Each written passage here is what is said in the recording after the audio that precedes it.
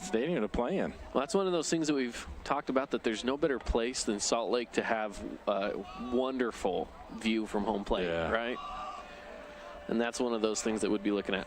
Those snow-capped mountains in the spring, and just the peaks in the summertime, and it'd be fantastic. Up to bat now is Carson Archibald, as he's now facing an 0-1 count. First one coming inside the zone. And for our that's going to stink for a little bit. Hit McKay right in the left hand. It's interesting, Milne, you mentioned he's had on that off-speed pitch, he dropped down to 3/4 as far as on the arm angle. And I think that's just another look that he's thrown at these hitters for Crimson, just to try to get them off, stay off balance. Yeah. Now, it looks like he's trying to plead his case. McKay Wright is, and they give him first. Wow, I don't know about that. The hand's part of the bat.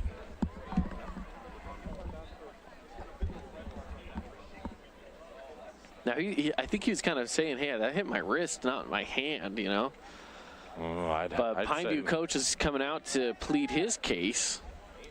That looked like, to me, it got his knuckles. That's what I thought it did too. I thought and the sound of it was a little more solid. Like it sounded more like not a splat, but not a splat, but it sounded like a foul ball. We'll just put it that way. As we sounded trying like to describe this over the radio, we're not doing a great job.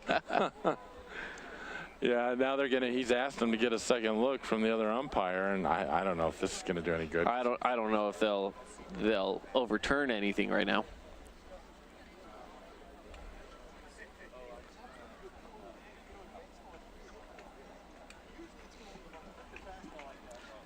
Now again, we're trying to get things set up on our stream here. We've had some technical difficulties, but we're able to be up and running now. So head on over to the fansportsnetwork.com where you can catch the link to the game.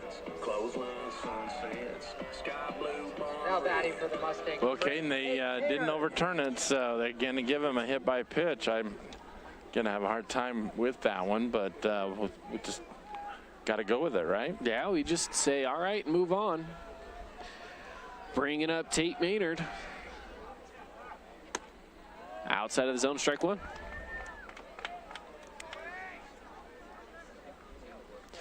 Now, McKay Wright, whether you say this is lucky or not for him over there on first, he is the DH, so at least if he did get hit in the hand or the wrist, he can go nurse it back in the dugout. In between, yeah, every half inning, he can go back there and do what he needs to. As strike two comes across for Tate Maynard.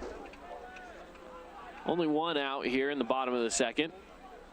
Well, if you thought Milne would get rattled, he hasn't. Come back and just fired bullets. This one's sent down the right field line far, and it is caught. Archibald back there for the out.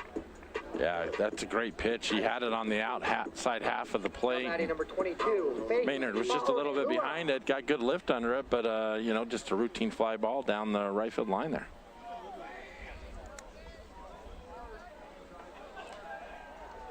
Brings in Fahey, and he sends it right down the middle of the field into shallow center. It drops in for a base hit. Runner advances from first to third, slides in head first, and he's safe. Third base dropped the ball. Stuckey not able to make the play, and all the way across Fahey for a double. Well, okay, and that was just a little, almost like a Texas leaguer. He barely got, he had enough strength to get it lifted over second base, and a long way to run for the center fielder, which allowed Wright to go all the way to third. So we got second and third now with two outs here in the bottom half of the second. We'll give him a single, but he made it to second. How's that sound? Yeah. I think you got to give a throwing error to. Yeah, a little bit. High, but catches the corner. It's strike number one to Jager Baldwin. Baldwin was walked his first at-bat in the first inning. Now runners in scoring position here for Jager Baldwin with two outs. No runs on right now as Baldwin sends this one foul and out of play. Wow, that's a great pitch. That was a curveball, almost just barely off the dirt by the time it dropped. And Milne quickly ahead, 0-2 in the count. This would be a big out if he can get out of this inning. Or big play right now for Crimson if they're able to get some runs on in this tight of a game. That one fouled right back at your head, Keith. Yeah, it was coming for me. I was ready, though. I had my head ready to move. I didn't have the glove up fast enough, though. The true talent comes when you don't move because you trust the net. It's easier said than done, though. I'm an old man now, Caden. I got to move. The instincts come into play sometimes. This one outside. It's ball one.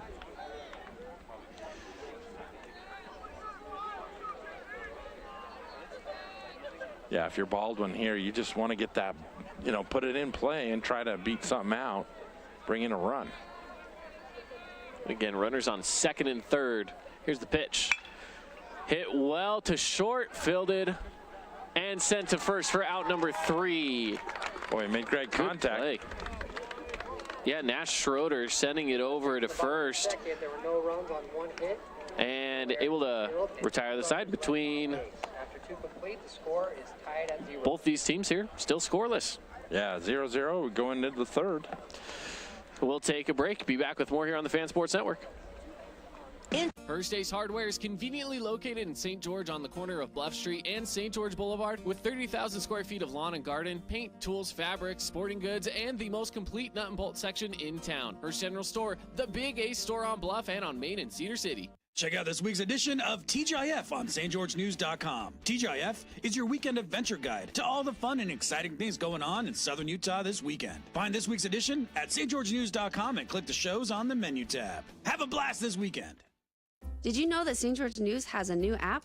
Download the St. George News app today and stay up to date on everything happening in Southern Utah. Get instant notifications on news, weather, sports, and more. Download the app today and get your local news now.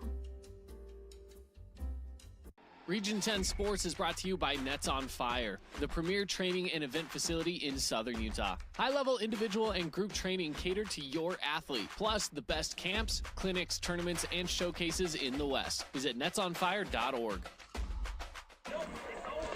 Welcome back here on the Fan Sports Network. Scoreless as we head to the top of the third. This is so far been a game of defense for both sides between the Mustangs and the Panthers. Yeah, it's been great defensive play by both sides, like you mentioned. Good pitching and a couple opportunities lost on both sides, and we got a goose egg score. Leading off for the Panthers in the top of the third, number 19, Andrew Shakespeare.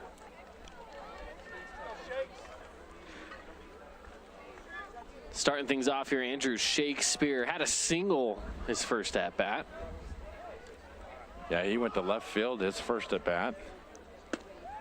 Inside there for the first strike by Bo Sampson. Got him with the break.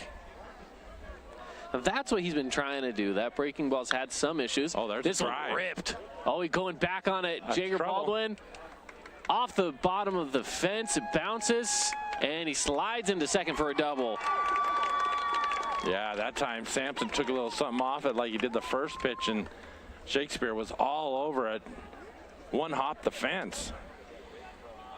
Next up, number 9. He's off to a great start, a single and a double. He's going to go for that cycle tonight. That's what he's looking for.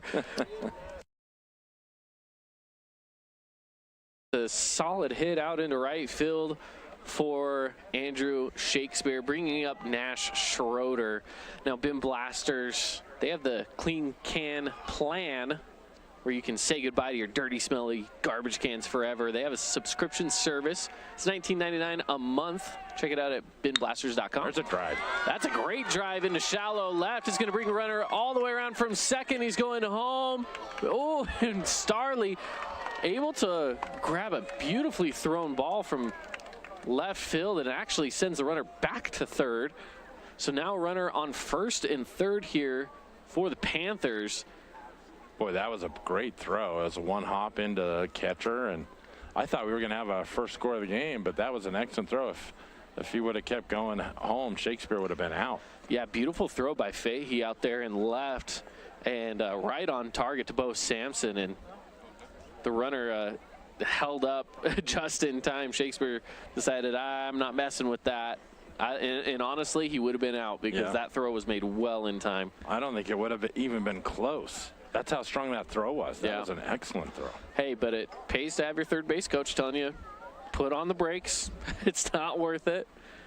And it saves an out. But for Crimson, it saves a run. You know, I wouldn't be surprised here, Kate, and I know it's your cleanup hitter who's in the box right now, Duarte. Wouldn't be surprised, though, if the coach tried to, maybe do a little squeeze. A little sack bunt or something, maybe. Try to just to get a run on the board. Hey, or you could try to get into a bases loaded situation again. First pitch is outside the zone for a ball. Well, I think with a pitcher like Sampson, you got to get on the board somehow. Yeah. And so just somehow get the ball in play and force that defense to make a play. Here's the pitch. Sent foul and out of play. Well, what do I know? It's not like you've been playing and watching baseball your entire life, right? No.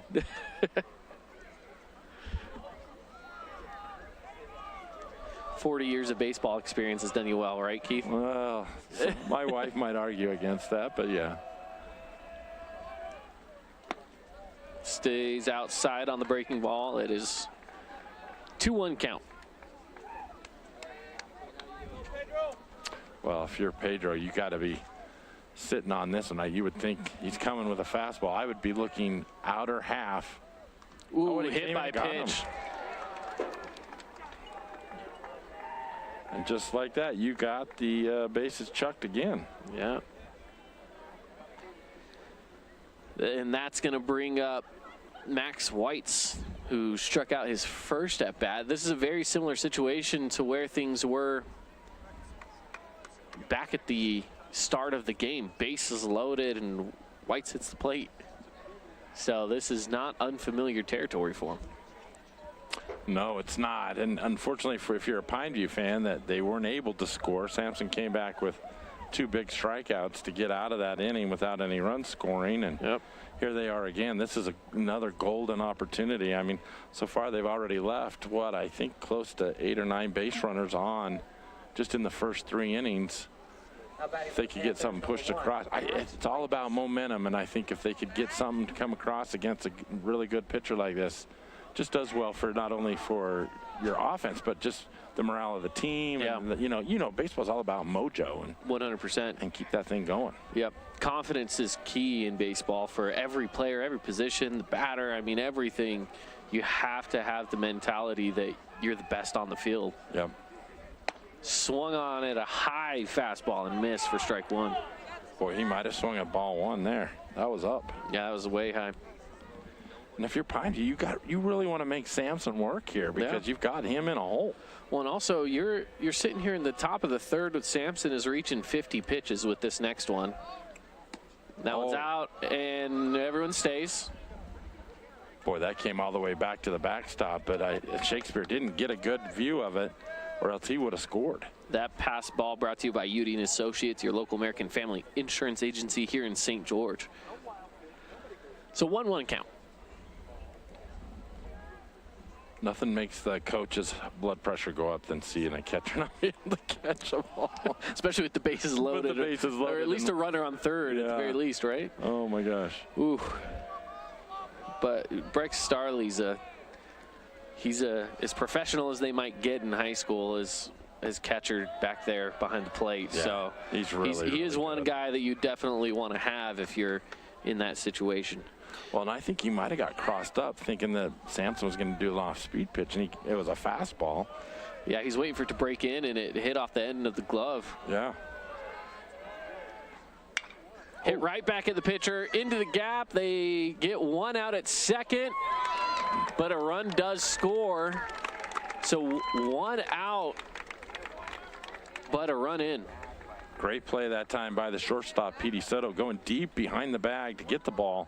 Flipped it over to Maynard, but just not enough time to get the really speedy Whites as a catcher down the line. So they get 1 on the board. That's what they needed.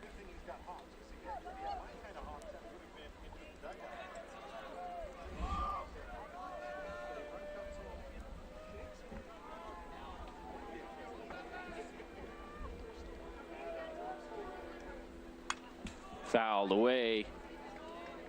That brings Brooks Ficklin into the batter's box, and he grounded out to first, his first at bat. First baseman here for the Panthers. So we have a 1-0 score now with the Panthers getting on the board.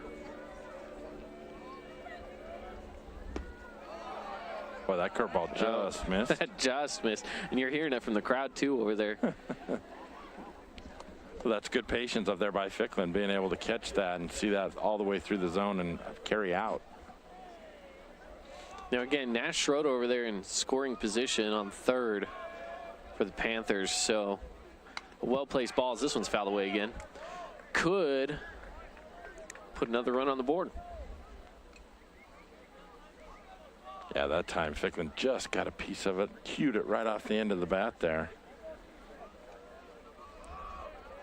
Only one out though, so they are facing the possibility of a double play with a runner on first. Yeah, and if you're Ficklin, you got to choke out and just put the ball in play. They check that runner back at first, and he gets back well in time. Sampson just wanted to make sure that he stays where he needs to stay, and will continue. Not get too far off over there, huh? Yeah.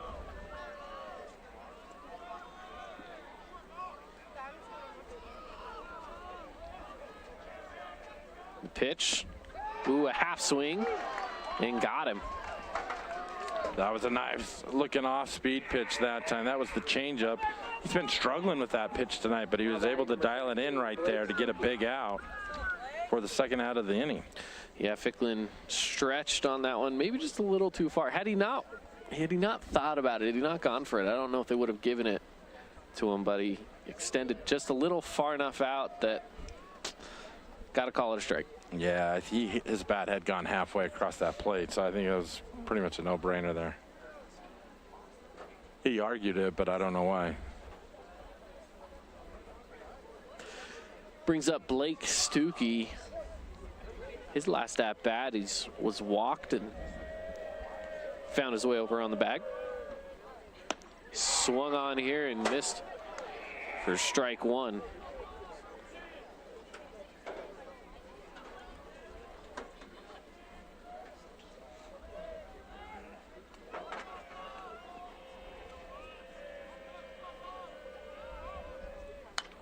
Fouled away.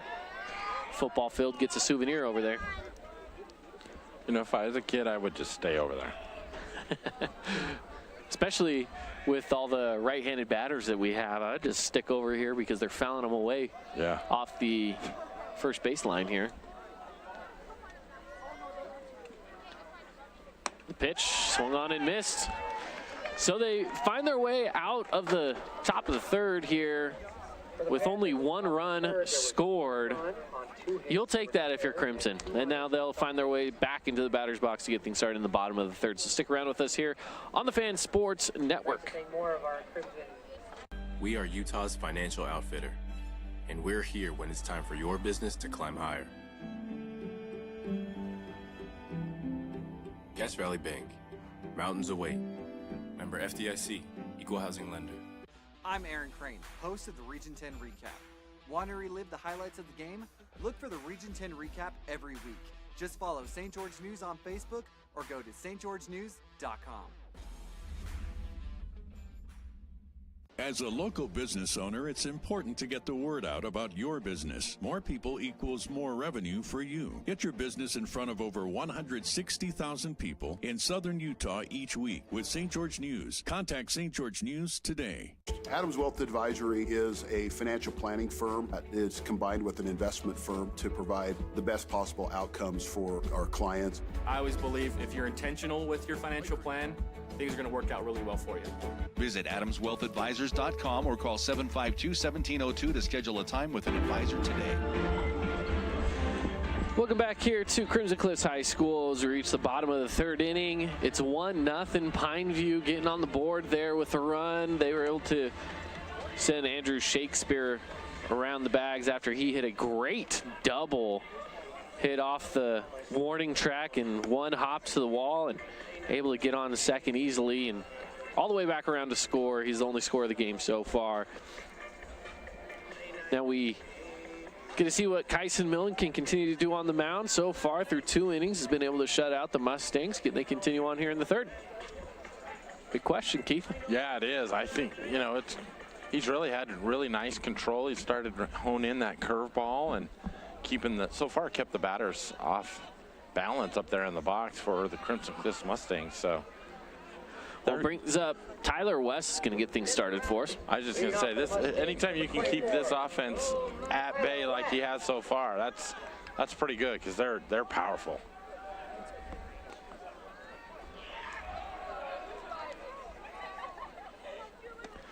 Tyler West sent one back to shortstop his last at bat. So he's 0 for 1 here today. Yeah, it was a bang play. We thought he might have beat it out, but. And now facing a quick 2-0 count.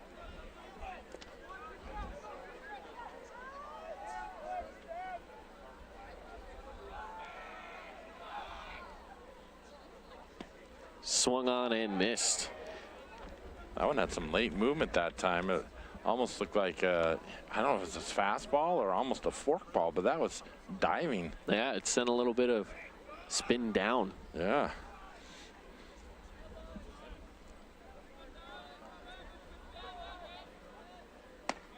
High.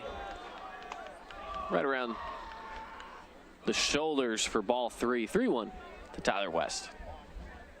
Well, West had that beautiful diving grab in the bottom of the second, or top of the second inning to end that inning for the Pineview Panthers with that beautiful catch in right center. You know he's got speed. Millen outside, ball 4. Tyler West finds himself on the bags. Bringing up Ty Maynard, second base here for the Mustangs. Singled his last at bat. Well, you're pretty generous. You gave him a single, huh? Single, where do we want to call that? Like I said, it was a single that he ended up on second, right? Is that what it was? Oh, that's right. I was thinking it was the one that was an heir to Shakespeare out there. But I got it mixed up with that other play. Sorry.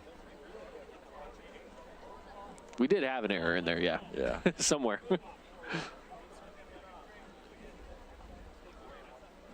That might have been what that one was, actually. I think you might be right about that. Oh. Now batting for We could split hairs. I don't care. Yeah. Ty Maynard. I'm telling you, if you're Millen, you'd like to see him roll that same hit, you know, up to shortstop so they can run 2, get out of this threat. It's Ty West. He can really fly over there on first. Yeah, he can. A receiver for the Mustangs, and he actually gets checked over there at first, gets back in time. Of course, the Mustangs had a great football season as well, making it all the way to that state championship game. Ty West was a big part of that. Yeah, he was a key contributor, that's for sure.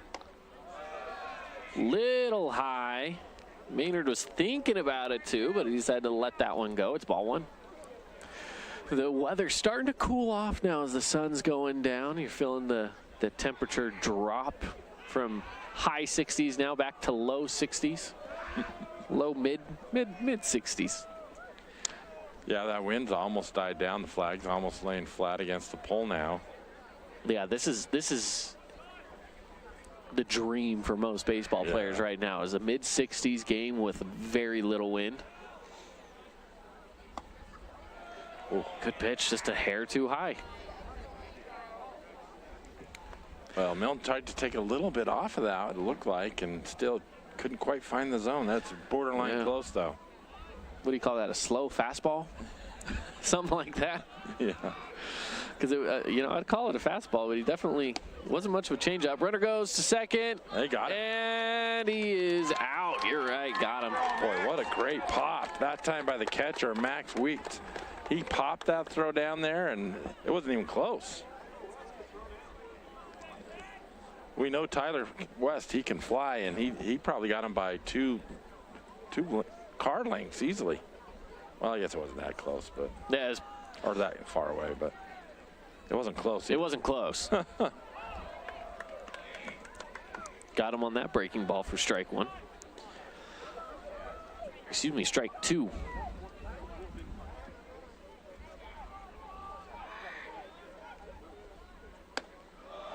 Again, a little too high, full count. Well, that was kind of a setup pitch there by Milne. He was thinking, okay, I just dropped a curveball in, so he tried to get him on a high riser. But good plate discipline by Maynard. Ooh, that curveball broke right above his head. He'll find himself on first base with a walk. So that's 2 walks in a row here to start the game, or excuse me, to start the third. Yeah, normally you walk 2 guys, you're in a lot of trouble, but they got the caught stealing. They can hold this 1-0 lead as we're here at the bottom of the third. They'd be glad to get out of this. Starley swung on and missed.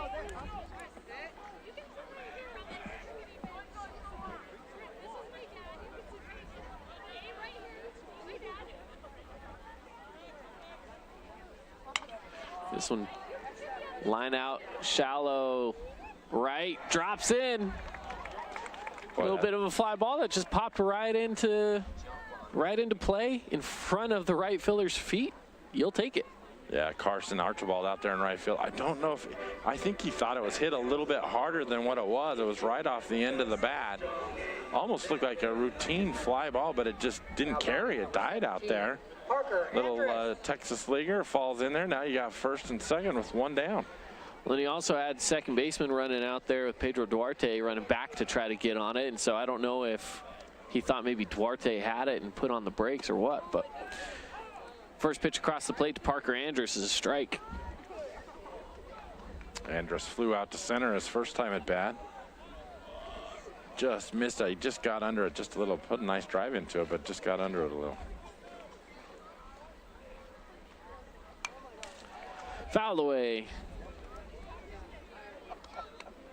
I don't know what it is about our location, but we've had 3 or 4 coming back at us. I know. For those watching at home, it looks like it's coming right at you. We ought to give a shout out to our camera guys here tonight. They've done an excellent job. They had a little bit of technical difficulties, but they're doing a great job.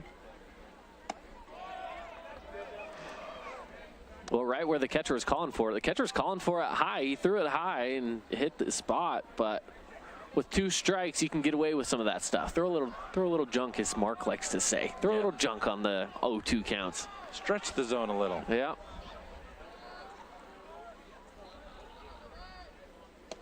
And that's low and outside is now 2-piece.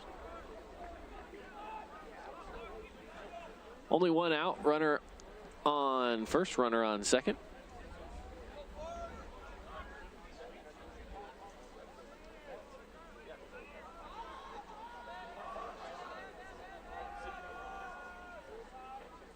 Here's the pitch, and it's outside. Well, it started with an 0-2 count, worked its way up to a full count here to Parker Andrus. Yeah, Andrus, he's a great eye up there at the plate and done an excellent job working this count full. This will get the runners going. Looking for the pitch from Millen. He looks back at second.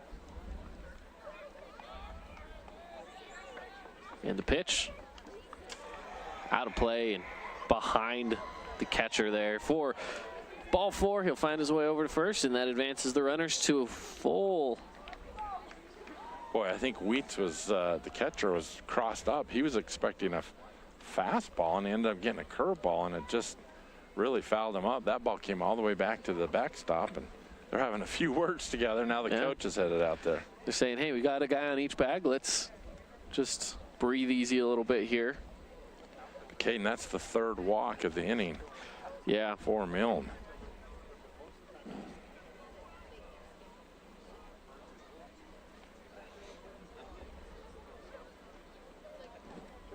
Now, do you remember, Keith, not that this is the case tonight, and I don't want to jinx us.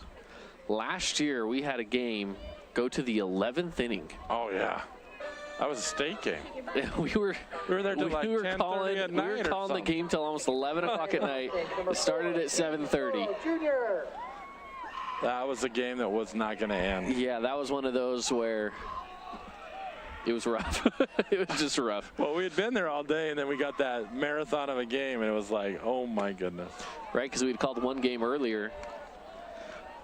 Petey Soto looks at the first one for a strike.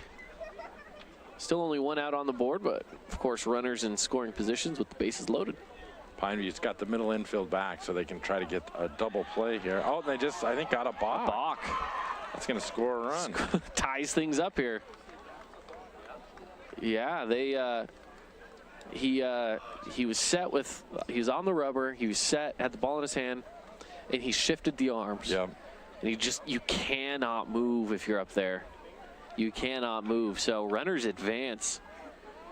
Well, and we're all tied up now, 1 apiece here in the bottom of the third.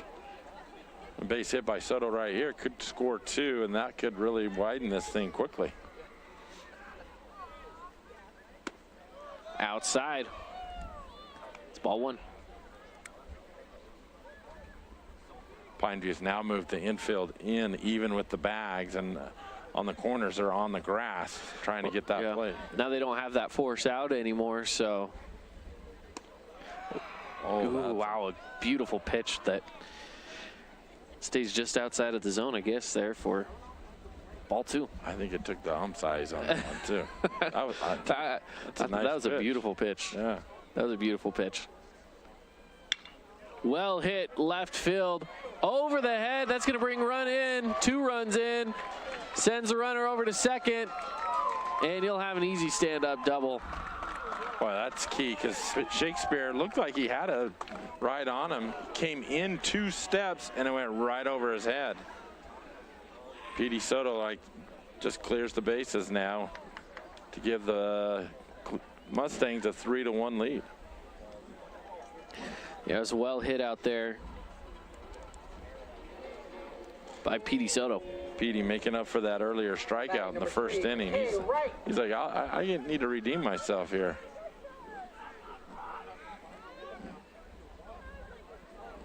So McKay Wright at bat. Remember his last at bat was able to find his way to first after a hit by pitch. That was a great pitch that time by Mel. He threw a curveball that dropped into the dirt, and Wright just couldn't keep his hands back. Went around. Yeah, it's an 0-1 count here now for McKay Wright. Runner on second, 1 out. This one's sent back into left. That's out. Well hit. Goodbye. Gonzo. He got all of that one. McKay Wright, our bin blaster, blast of the game, sends one out for a 2-run home run. Well, there's no doubt about that one, Caden. I looked up as he put the bat on the ball, and I was like, oh my goodness. For those at home seeing the replay, and he just launched that one right over the banners out in the left field. Beautifully hit. I think he hit the tree line out there. Yeah, he sent that one probably about a solid, what do you think, 350? Oh, at least, yeah. Yep, absolutely, because I think it's, what, 330 down the line, probably? Next up for the so, yeah, mine is 350, 355.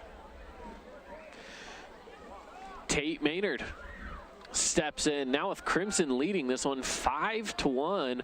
All 5 runs scored sequentially here from Ty Maynard through the lineup now with Tate Maynard. Well, it just shows you how powerful this lineup is, Caden. You give them an extra out here or there, and they can come back to haunt you. 1 ball, 1 strike now to Tate Maynard.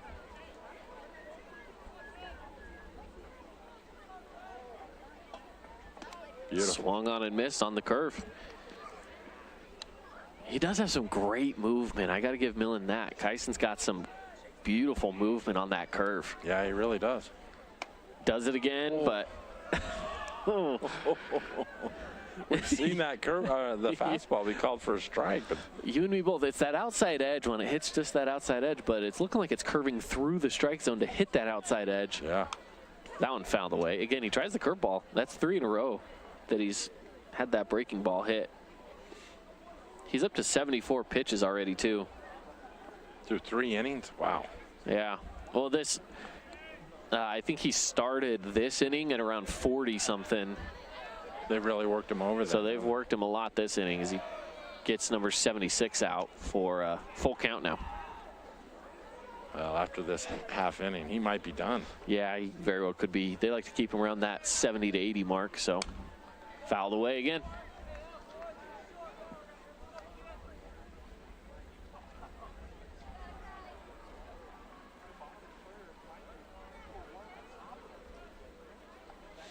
Pitch from Millen.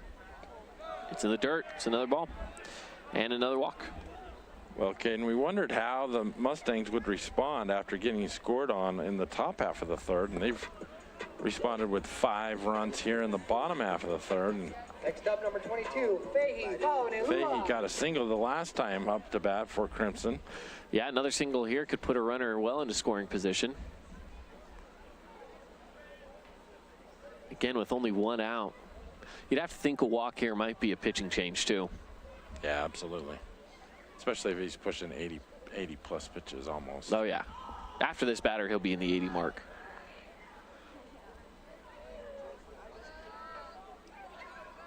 So Fahey looks at that one for a ball. Well outside.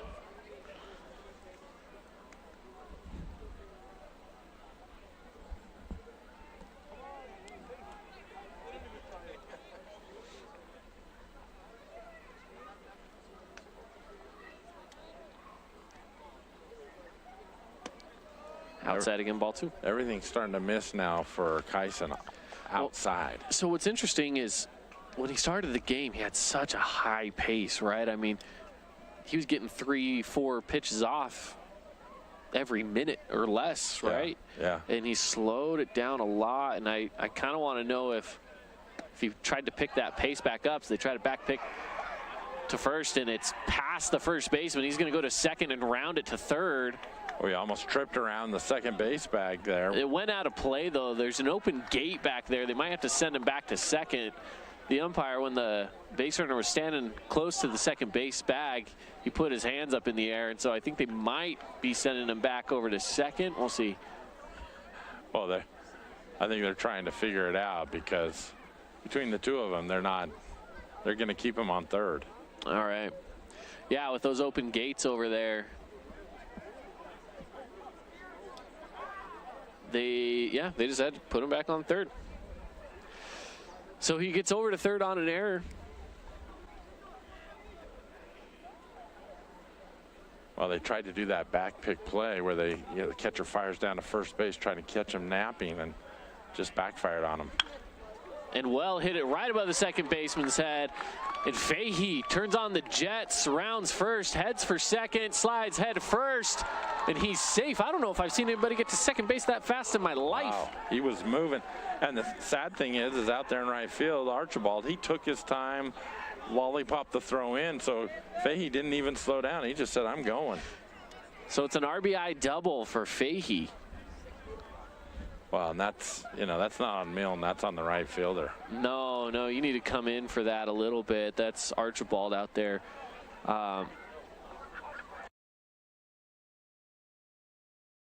The back pick, and you had to go chase that ball down, so naturally you want to gravitate towards that. Yep. But now you missed that play. And now you got the one in the right, and then you had the one in the left where he come running in, the ball goes over his head that Petey Soto hit. So you've just given him 3 extra outs. Yep. Well, and that missed play out there was I sent in 2 runs. Yeah. So that's the difference of 3 runs right now from some defensive mistakes from the Panthers. Yeah, I think worst case it should be 3-1. Yeah. Now 3-1. Now it's 6-1. Yeah, 6-1. We're only 2 2/3 innings in, and 1 out. And starting pitcher's gone.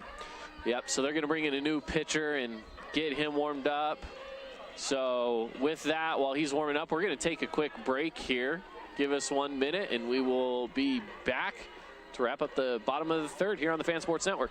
Check out this week's edition of TGIF on stgeorgenews.com. TGIF is your weekend adventure guide to all the fun and exciting things going on in southern Utah this weekend. Find this week's edition at stgeorgenews.com and click the shows on the menu tab. Have a blast this weekend. Did you know that St. George News has a new app? Download the St. George News app today and stay up to date on everything happening in southern Utah. Get instant notifications on news, weather, sports, and more. Download the app today and get your local news now. Region 10 Sports is brought to you by Nets on Fire, the premier training and event facility in southern Utah. High-level individual and group training catered to your athlete, plus the best camps, clinics, tournaments, and showcases in the West. Visit netsonfire.org. We are Utah's financial outfitter, and we're here when it's time for your business to climb higher. Cache Valley Bank, mountains await. Member FDIC. MVP playmaker of the game. So we got a new pitcher up on the mound here for the Panthers. He's finishing, getting warmed up. Parker Plow out there for Pineview.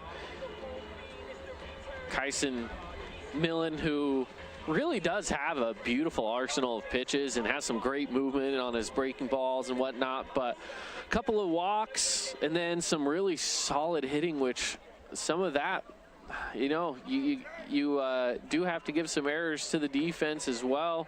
Not necessarily always your pitcher's fault for some of those runs that will affect his ERA, but you have to sometimes just say, hey, new pitcher, let's just move on and see what we can make out of this. So yeah, you gotta try to just stop the bleeding, whatever you gotta do. So Parker Plow Now batting for the Mustangs. will 5, Jager see what he can Baldwin. do on the mound as he faces the top of the lineup. Jager Baldwin, his last at bat, rounded out the inning of the second, so we'll see what he can do here as he hits the top of the batting order again with only one out. He'll be the last one too of this inning through the batting order. Our ninth batter for the Mustangs with a runner on second and 6 runs that have scored already this inning. Starts out low here from Plow to Jager Baldwin.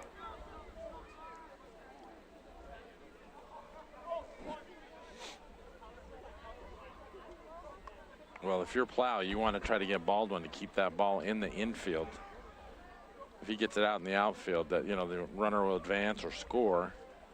So you're trying to keep that ball down. And well hit over to short.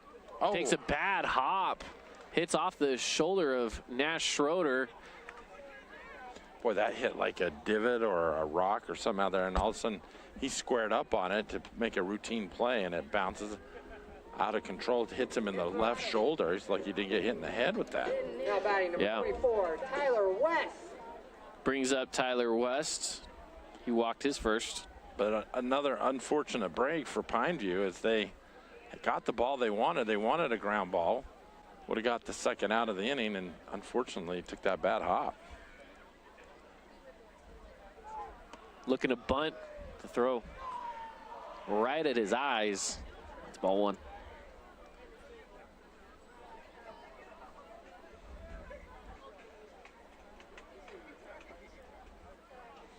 Runners on first and third, 6-1 here with 1 out, and it's a 1-0 count. Low, runner's gonna go from third. He's looking to score. He's gonna slide in, but no throw. And that's another run on the board here for the Mustangs as Fahey makes his way over from third.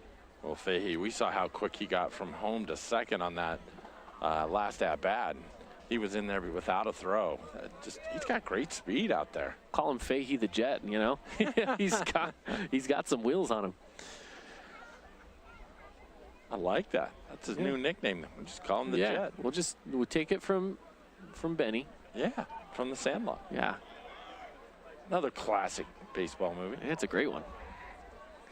30-year anniversary, I think, since they made that. I think you're right. Fouled away into the softball field.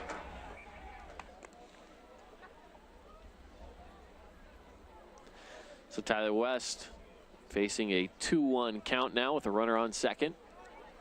And it's 7-1 here in favor of Crimson. If I'm Tyler, I would just sit on that same fastball until he throws a off-speed pitch for a strike. I'm looking dead red. Yep, send it.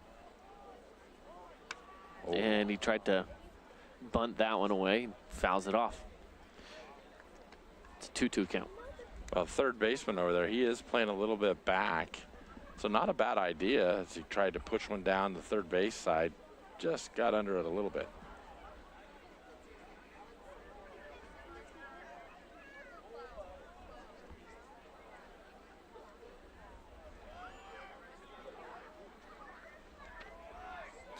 Plow. Looks to second. Curveball stays high. Just missed. Yeah, it's good movement on that curveball. Full count now for Tyler West. It did have some great movement. I believe that's his first breaking ball we've really seen. He's kind of just been throwing some good fastballs in and change up, but first really solid curveball. This one popped up foul. That's Will going hit the net right above the fans here. One nearly, into the nearly bounced into the broadcast booth up there. That'll wake you up into the PA booth. It bounced off the edge of the window. Got lucky on that one, huh? They were just making sure they weren't asleep up there. Oh, yeah. They're alive and awake now. Still full count here to Tyler West.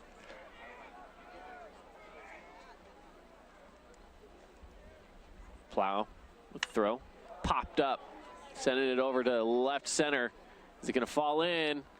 It does. Boy, Can't get there. It's a long run for the center fielder to have to go that far. That's Preston Christensen, who's running full speed. I'm trying to understand why, the left fielder out there. Yeah, he's got to come in.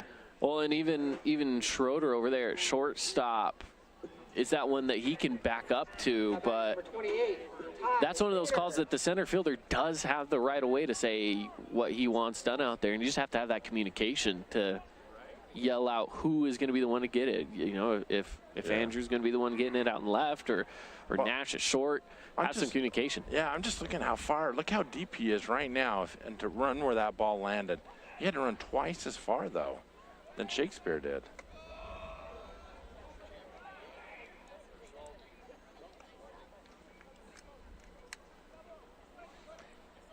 So it's Ty Maynard up. He walked his last at bat, and now he's facing a 0-1 or 1-0 count. So did you give him a hit for that, or I gave him an error. Okay. Who'd you put it on? Center fielder? He's the one that went for the play. I guess you do, right? It's tough. That's a hard one. That is a hard one.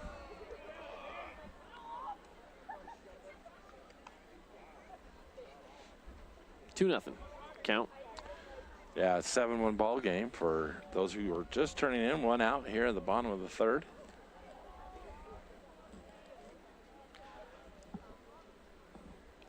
Across town with our Nets on Fire update. Dixie up on Hurricane 11-0 here.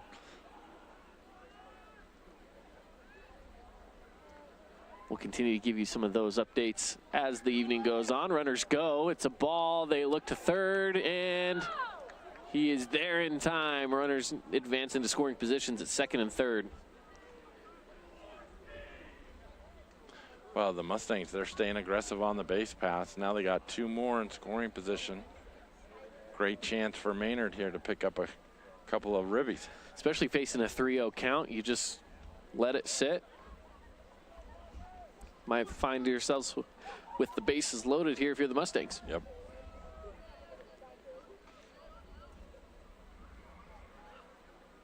Swung on a beautiful pitch right down the pipe. You got to take that. If it's given to you, you got to take it. Absolutely. You had a good rip on it, just missed it.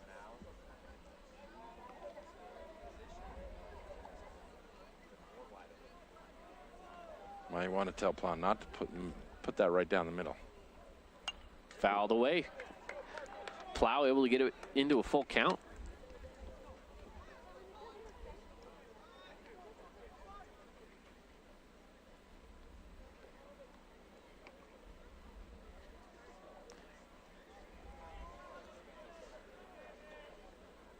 Again, runners on second and third. It's 7-1 here. Crimson in the lead with all 7 of those runs coming here in the third inning.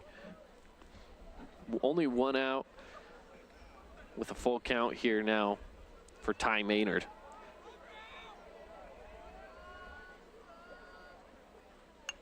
And he fouls that one away. That was one I should have moved on because it would have hit me right in the gut. That was yours.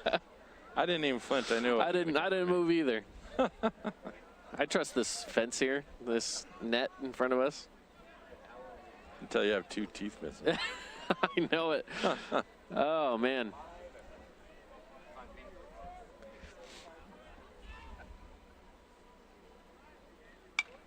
Fouled away again. Souvenir for the football field. Ooh, Maybe the bleachers. It was a little loud. That was a double banger. Yeah.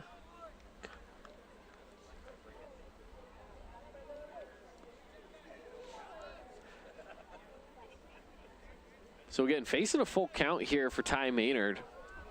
With 1 out, runners on second and third. Plow started out this count 3-0 and has worked it into a full count, and there it stays as he's continued to foul some way to stay alive. But that will load up the bases with ball 4. Bringing up Brex Starley, the catcher here for Crimson. Well, that's Maynard's second walk on the night. He's got such a good eye up there. And as you mentioned, Starley steps in. He ripped a single the last time up to bat. There's just no give to this lineup for the Mustangs. Yep, Starley's 1 for 1. Found himself on base with a walk and with a single.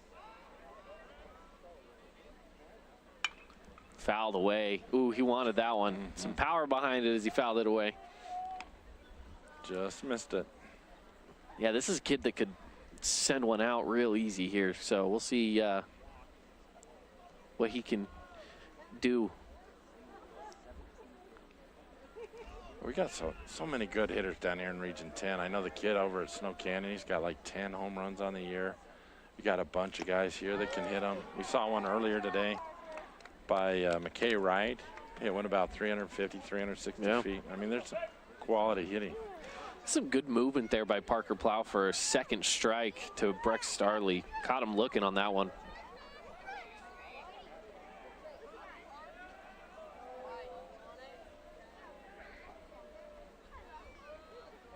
Here's the pitch, and it is sent into right field. Back on it, and misses it. Bounces off the warning track and hops the wall.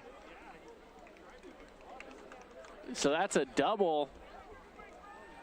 Okay, and I don't mean to keep laboring on this point, but that's about the 5th out that they've given up. I mean, that's catchable. Yeah, it was catchable. I mean, I know it was hard hit, but still, that's just a play that you would think you'd be able to make, unfortunately, for the Panthers. Well, here in the 3rd inning, every single member of the lineup has scored. It is now 9-1. Now batting number 17, Parker Andrus. Parker Andrus steps up. He walked his last at bat with Petey Soto on deck. Runners on second and third. Still only 1 out, though, here in the 3rd. They got that 1 out early on with Tyler West. It's been fouled away. So long ago, I almost don't remember how they got it. Yeah, it was. He was attempting to run from first to second. Right. The catcher picked him off. This could easily be no outs with a 10-1 game here. Had he not taken a shot at running over to second. That was Ty West, right? Trying to steal second. Yeah, he was trying to steal second. Got caught. Ooh, that's one that he wanted. Fastball a little high in the zone to Parker Andrus for strike 2. It's an 0-2 count. That's one of those as a big hitter. You love those that are a little bit up. Yeah, you just want to grab a hold of that. You get those big arms out and drive that ball. Good spot here for the pitcher with an 0-2. Caught him a little bit with the curve. Well, yeah, but not enough. You got him breaking down in, thinking it was going to hit him, and almost got a called 3rd strike. It was right there. It's still a little too far outside the zone. I mean, I would have called that a ball as well. So, but it was close. It was a good break to it. And strike 3, swinging. That's a big out right there. That's a huge out because, well, here's the other thing, though, that it does right now for the Mustangs is that puts you in running territory where any contact you're moving. Now batting number 4, Petey Soto Jr. Well, Petey last time one hopped the fence out there, so you know he's got a little pop in that bat. Mm-hmm.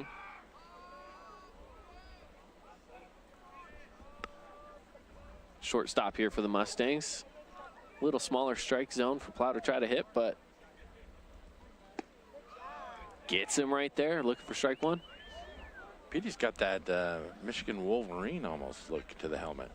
He kind of does, doesn't he? Stripes on the backside there and on the sides. Almost like the wing tee looking, right? Yeah.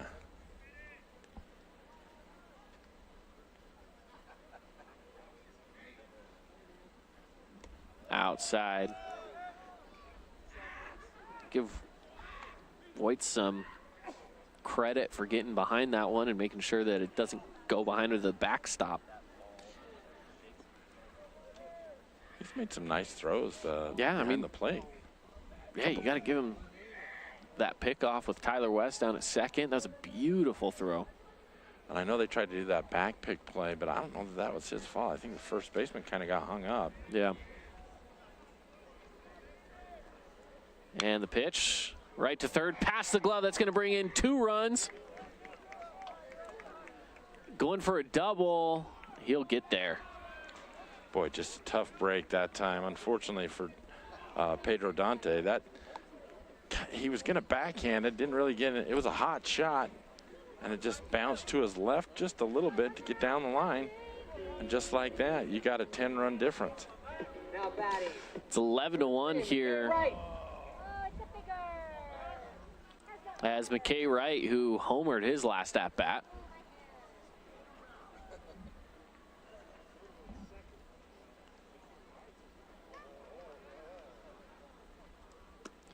Good pitch by Plow for strike 1. Yeah, those of you just tuning in, if you missed it about 30 minutes ago, Wright hit one about 360 feet out there to the left field, over the left field fence.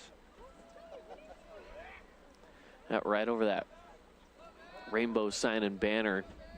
Can't miss that one, can you? There's and a he shot. sends another one. Center. That's gone going too. back. Gone! He does it again. McKay Wright, 2 home runs in 1 inning. He's gonna go to In-N-Out tonight and have a couple of burgers after that. My goodness. That one is a 2-run shot. Clears the bases for the 2nd time in 1 inning. Can you believe it? Wow. The impressive part about that one, Caden, compared to the other one, that was at probably about 400 feet. And on the replays, he trots back around the bases. McKay Wright. He's just a human highlight reel here in the 3rd inning. My goodness. Wow, and that one even further than the last. Yeah. Number 8, Tate Maynard. Like I say, I think that one went 400 plus feet. Had to have. It was right over the center field wall. I mean, luckily he didn't get that extended area where the batter's eye is, but sends it just to the left of it. So Tate Maynard looks at the first one for a ball. It's now 13-1 Crimson. All 13 runs scored here in the 3rd. Strike from Plow here. Well, to put the count at 1-1. We certainly wondered how they would respond after giving up that 1 run, falling behind 1-0, and pretty impressive. Very impressive. Breaking ball, gets it inside, strike 2.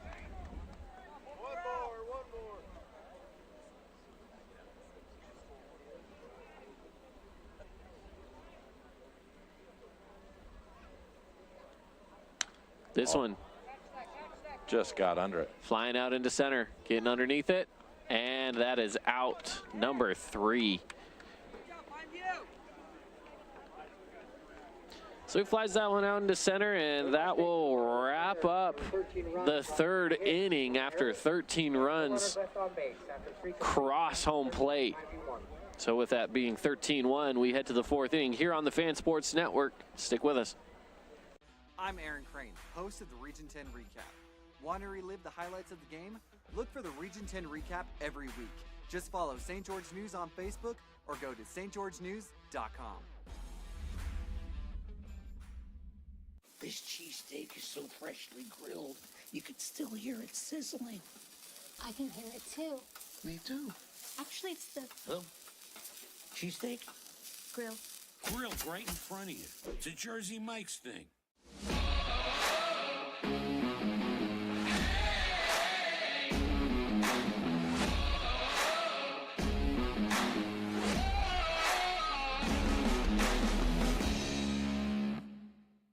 First Ace Hardware is conveniently located in St. George on the corner of Bluff Street and St. George Boulevard with 30,000 square feet of lawn and garden, paint, tools, fabrics, sporting goods, and the most complete nut and bolt section in town. First General Store, the Big Ace store on Bluff and on To the dunk of the game, text DUNK to 833-644-2423 for 1 hour free jump time.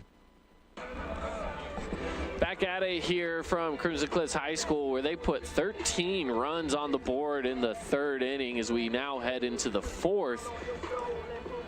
And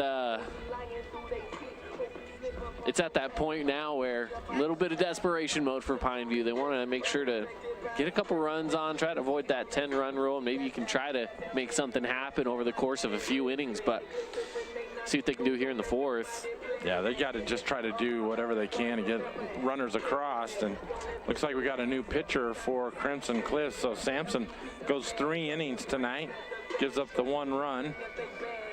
Not too bad of a night.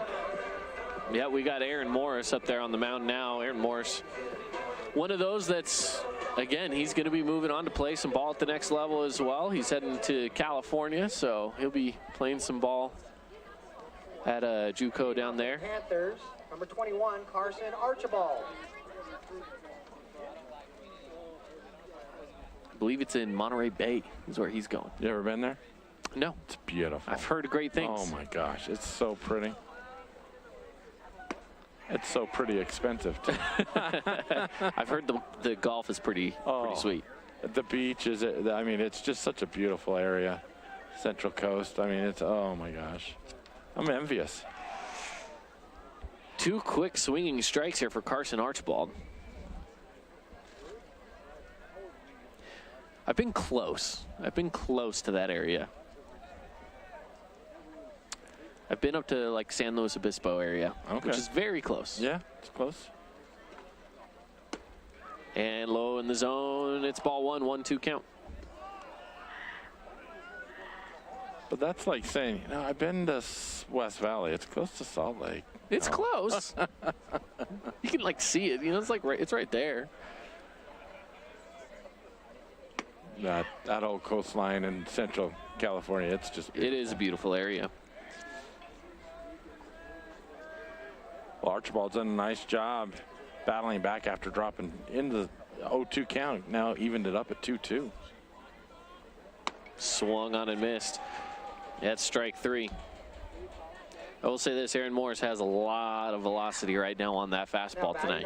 He does. He just, and the follow through is what really helps him. He gets good whip with that arm and gets good tail movement on the ball. It's really, once he needs it, will set up the breaking ball and make that really his go-to pitch when he's got 2 strikes on guys. Preston Christensen up to bat.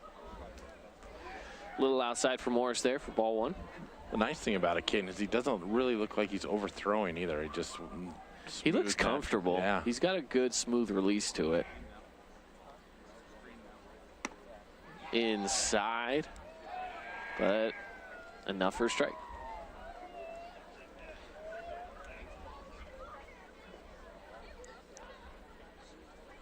Well, and the other nice thing is you see him move the ball around. You see it on the outside part of the plate. You see it inside. He's shaking off the catcher. He's moving things around. He's really making the hitter think. A low in the zone. It's 2-1 count.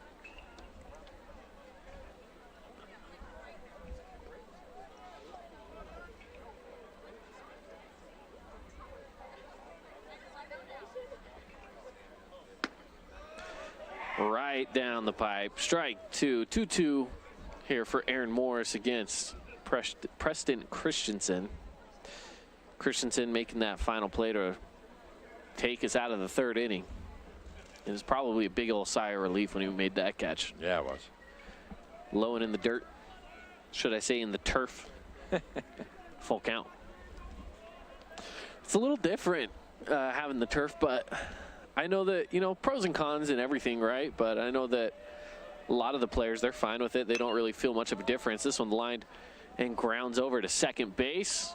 Routine over to first for out number 2. Panthers, the leadoff, number 25, Tyson Millen. Kyson Millen back to the top of the lineup. Millen now stepping into that DH position. Started the night on the mound, but will continue to bat here for the Panthers. Well, he's had a, excuse me, he had a pretty good night. He lined that opening pitch into right center, and then he flew out deep to center field, so he's made good contact tonight. Now facing a count with ones across the board.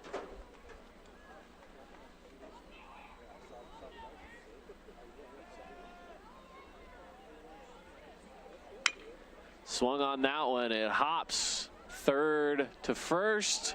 Overthrown off the bag. But you got to give credit to Parker Andrus for reaching out and keeping that one from falling away from him. But Maynard on the throw just a little too far to the right. Well, that was a tough play, Caden. That was hit off the end of the bat, so it's spinning away from the third baseman. He had to charge that pretty hard, and then to get a speedy runner down there, it just would have been a bang play. But let's see what the I want to see what the official, they do give him an error on that. I assumed they would.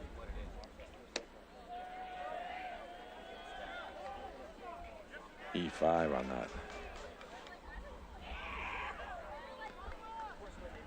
Well, Andrew Shakespeare comes into the batter's box here. He's singled and doubled, so he's had a nice night too.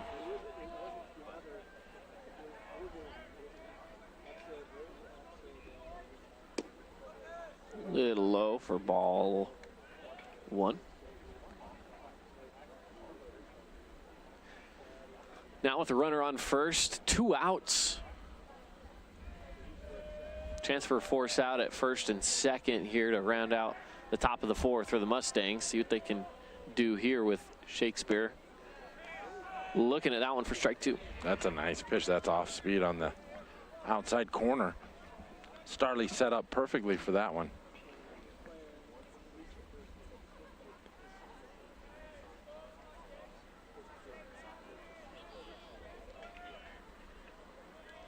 Pitch from Morris.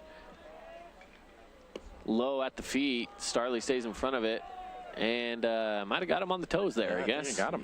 He runs on over to first. Well, Shakespeare stays perfect on the night. 2 for 2 with the hit by pitch. Now batting number 9, Nash Schroeder. Moves the runner into scoring position now with Schroeder coming to bat.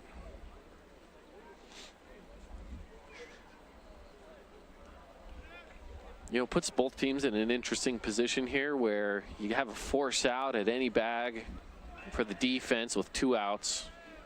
You do have 1 runner in scoring position on second. And Schroeder has a decent bat. He singled his last at bat, so. Yeah, he can put the ball in play, and, you know, you're almost tempted to, you know, you're down 12 runs, might as well get the runners moving, right? Is that what you're saying? Yeah, might as well. Well, Shakespeare better be on his toes down there, because Starley gave him a look. If he would have popped up, he probably could have picked him had he been, had Andrus down there been on his toes a little bit. Yeah. It's a 1-0 count here. Morris delivers. Fouled away. Morris had some nice movement on that fastball. Started on the inside corner and had some tailing action inside. Really didn't give Schroeder much of a chance to get that bat around. Jammed him up pretty good.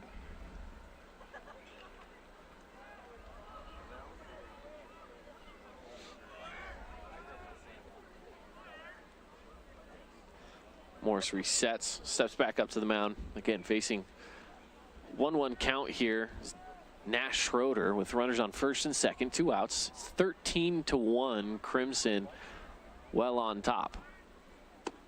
Outside, looking for the back pick. Oh, he not there. Dropped the ball. He had him though. Beautiful play there by Starley. Andrus not quite able to hold on to it.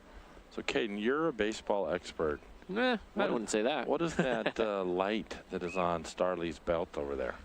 Is that well, a at first I microphone? was wondering if that was a pitch comm, but I'm thinking it might be a pitch comm to the dugout, so the dugout can tell him, the coaches can tell him What pitch to call for the pitcher. Yes, I just hadn't seen that before. I was just Dusty's giving me the thumbs up, like, yep.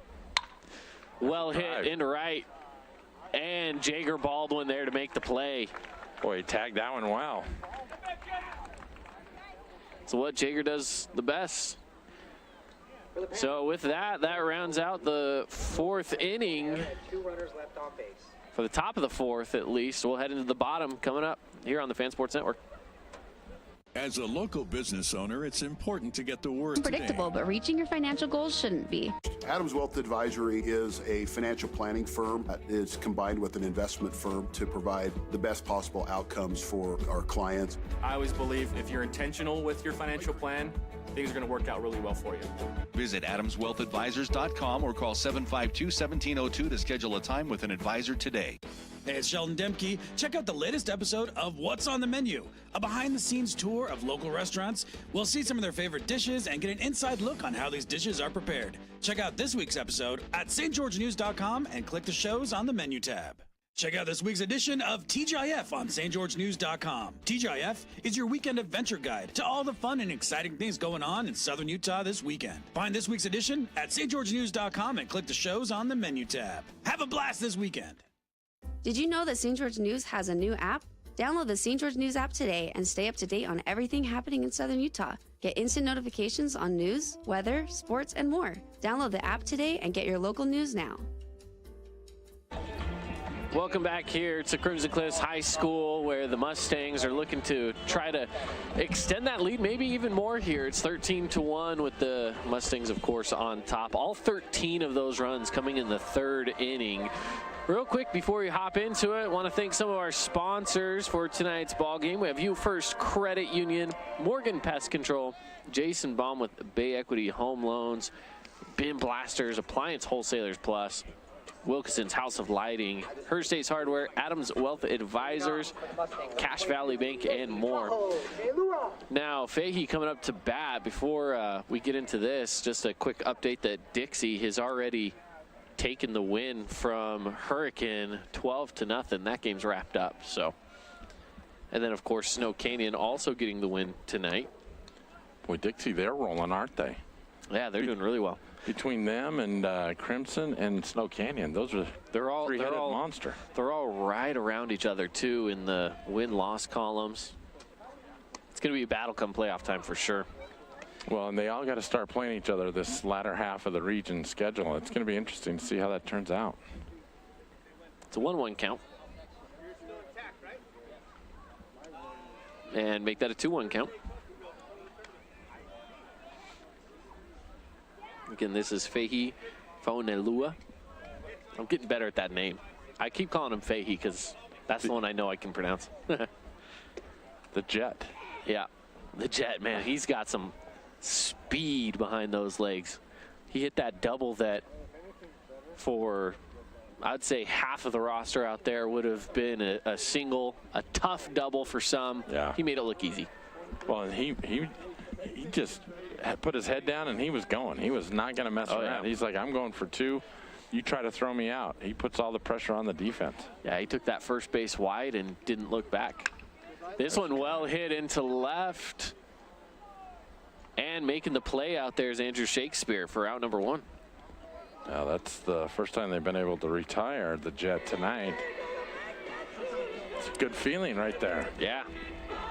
Especially if you're a Pineview fan. They're liking seeing him off the base path. Baldwin. Brings up the top of the lineup again, Jager Baldwin. Jager made that nice catch out and right to end the top half of the 4th inning.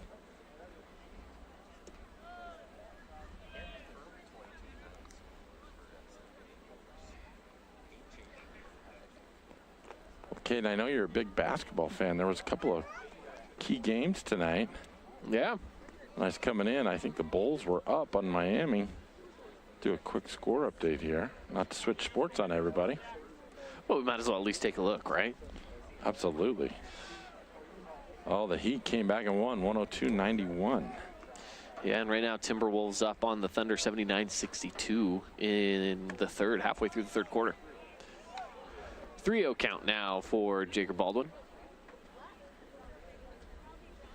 Well, and here's something too, Caden, not to switch sports again, but the Rays actually lost today. Tampa Bay Rays. No, they have a 13-1 now, huh? Yeah. They're going to go 130-32. Jaeger finds his way over to first off of a walk, 4-pitch walk. And Tyler West will come up to the plate. He's 1 for 2.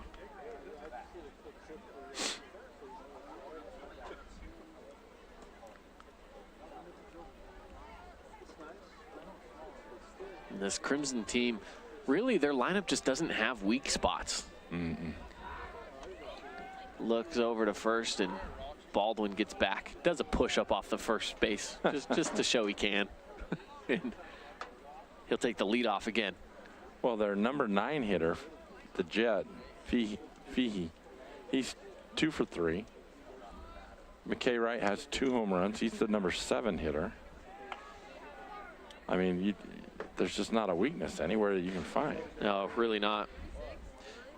Tyler West takes a strike. It's an 0-1 count. Inside, catches it. Strike 2. Yeah, Ty, he crowds that inside corner. He thought that was going to hit him, but it actually just got the inside part of the plate for a strike. He's like, wait a minute. But when you're standing right on top of it.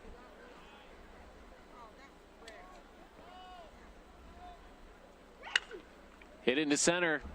Coming in on to make the play, and does, is Preston Christensen. Jaeger heads back to first. He'll stay there. Yeah, that was a nice play that time by Christensen. Was hit pretty hard on the line by West, but Christensen able to track it down for the second out of the inning. That brings up Ty Maynard. He's walked his last 2, hit a single early in the first inning.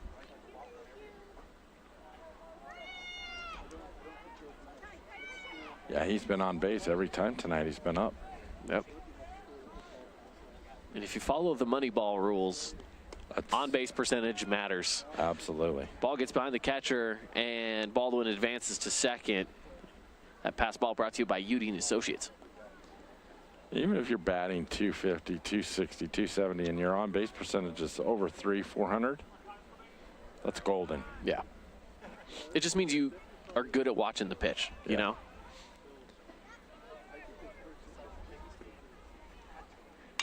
Fouled away.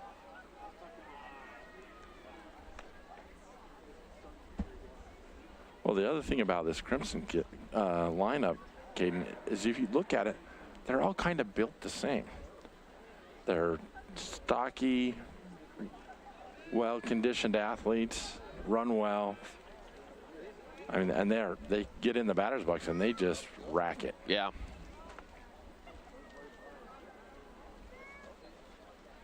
Pitch is high from Plow. Now, as you know, you get into the state tournament and anything can happen there. You know, because you need your pitching to be on. You need everything to just kind of go for you. So I'm not trying to set them up as the state champs, but, you know, you need a little bit of luck here and there. Absolutely. Absolutely. 2 outs. It's a 2-1 count.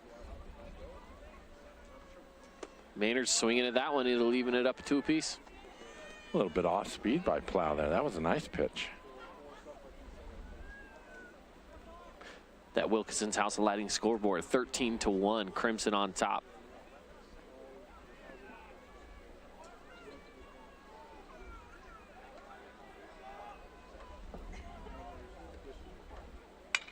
Well hit over to second. Should be a routine play for out number 3, and it is. Well, they'll get 3 outs to try to get a couple runs, or this thing will be over, Caden. That's right. We got top of the 5th coming up next. Can Pineview hold on through this one, get a couple runs, and extend this game out? We'll see. That's coming up here on the Fan Sports Network. Region 10 Sports is brought to you by Nets on Fire, the premier training and event facility in Southern Utah. High-level individual and group training catered to your athlete, plus the best camps, clinics, tournaments, and showcases in the West. Visit netsonfire.org. We are Utah's financial outfitter, and we're here when it's time for your business to climb higher.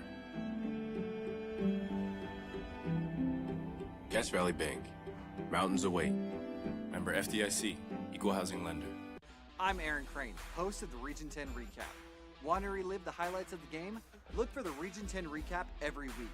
Just follow St. George News on Facebook or go to stgeorgenews.com. This cheesesteak is so freshly grilled, you could still hear it sizzling.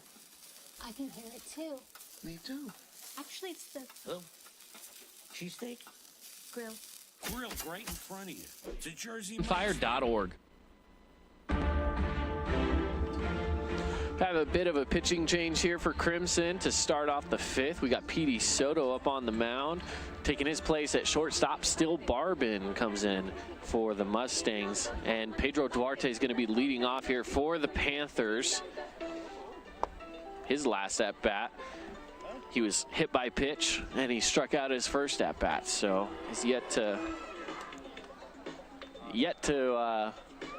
have any hits here tonight.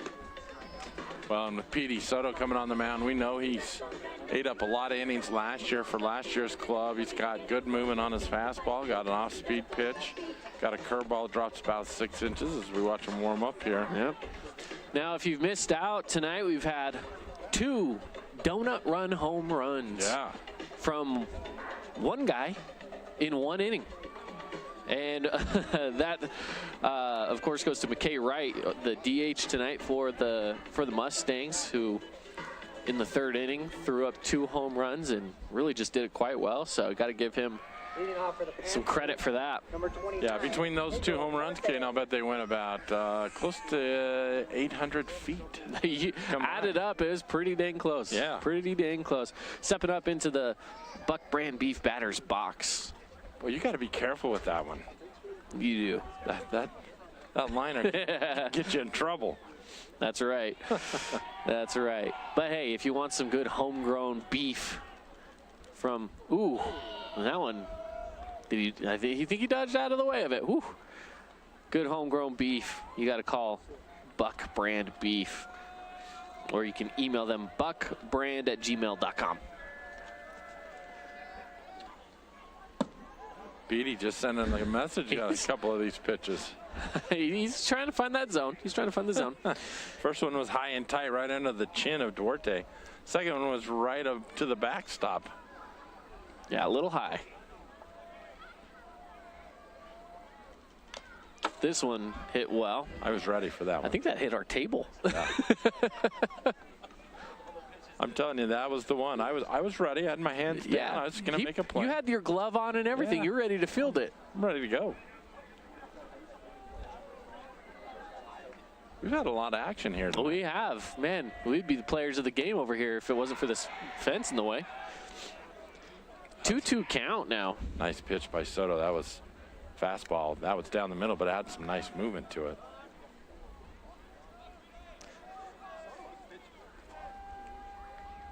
Pitch from Soto. Ooh, that curveball, but Duarte's probably pretty happy he ducked on that one because it might have got him in the dome. Duarte's going, what did I do to you? That's 2 in tight that he's been able to get out of the way of. But, man, you might have to, just text him later and say, what's up, dude? Soto delivers. This one's sent into left. Fahey underneath it. It's out number 1. Well, that one held up there. That could have brought rain if we needed some rain here in the desert. No, we don't. I don't know if we need any more of it after what we've had. What we've been getting for the last few months. No kidding. Have you seen some of that flooding in Kaysville area and Ogden and Mill Creek area? Mill Creek, yeah. I mean, all over across the Wasatch Front, they're seeing all of that snow melt coming off, and it's pretty rough. Ooh. Well, I thought that might have got it. It sounded like it did. I thought it did. Maybe it was just the sleeve of the jersey. The threads of the ball. I guess so. Yeah, I think it's just the start of things to come, Caden. It's going to be one of those years. Popped up. Oh, he's got a play. Is Starley got it? Yep. He's got it. He didn't even have to take a half a step. No, he stood right up, looked up, and held the glove out, ready to go. Unfortunately. Now batting, number 2, Brooks Ficklin. For Whites, he's had a tough night. He's holding his left wrist there. Hopefully he's okay. Yep. Well, 2 outs here, nobody on. Top of the 5th. Fouled away. And again, we're in the 10-run territory where it's 13-1 here, so 1 more out would wrap things up for us.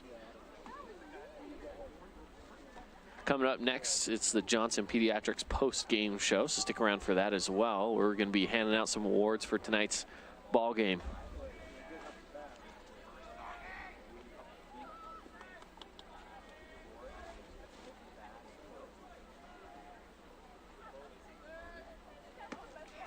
Outside, count is even at 1.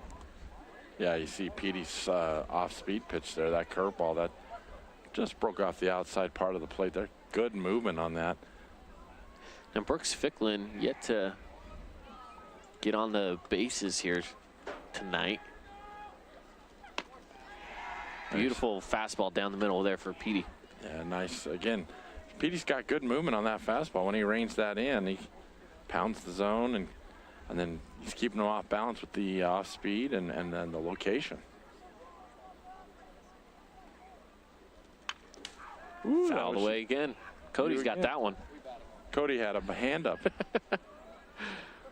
Cody over here producing for us today on the video side. Cody's like, I know we were a little late getting this going tonight with all the technical Doesn't mean you guys have to keep hitting the ball at us. Yeah, don't hit it at me. Okay, and that was a nice inning of relief there for Soto. They had both guys come in, pitch 1 inning after Sporting goods and the most complete nut and bolt section in town. First General Store, the Big A store on Bluff and on Main in Cedar City. As a local business owner, it's important to get the word out about your business. More people equals more revenue for you. Get your business in front of over 160,000 people in southern Utah each week with St. George News. Contact St. George News today. Adams Wealth Advisory is a financial planning firm that is combined with an investment firm to provide the best possible outcomes for our clients. I always believe if you're intentional with your financial plan, things are going to work out really well for you. Visit AdamsWealthAdvisors.com or call 752-1702 to schedule a time with an advisor today. Hopping on into the Johnson Pediatric post-game show where Crimson Cliffs gets the win 13-1 over the Pineview Panthers. What looked like it might be a ball game through the first 2.5 innings. Yeah. Turned into Crimson just lightened it up in the 3rd with a bunch of runs. And here we are now, all 13 runs coming in the 3rd.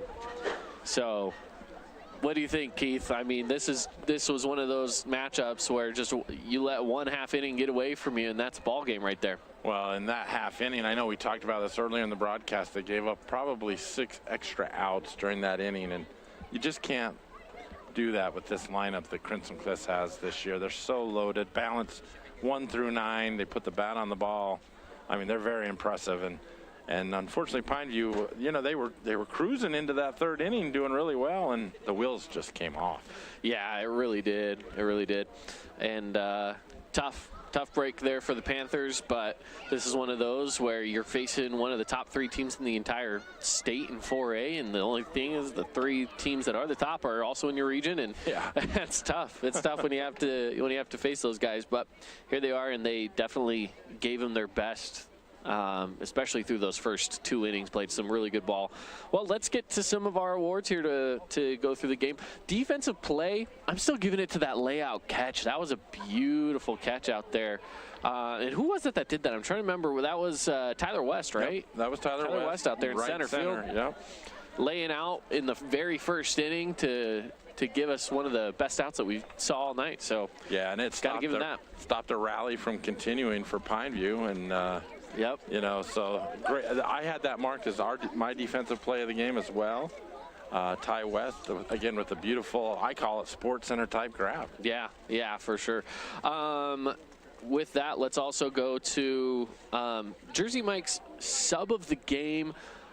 We really didn't have many subs, but, you know, with that, you did have Plow come in at a tough time when they had given up already a bunch of runs, and he had to try to close out that tough 3rd inning. So So you can look at him there. You can also look at Steele Barbin just getting that last play there at the end of the game. But I would say mentally, Plow being in that position, that's a tough position. No pitcher wants to be in coming off the bench cold. And he got put into a tough position. So I might just give it to him for having to deal with that position he got put in. I think that's a great call because really there wasn't much other than, a speed up runner here or there, and there wasn't much action there.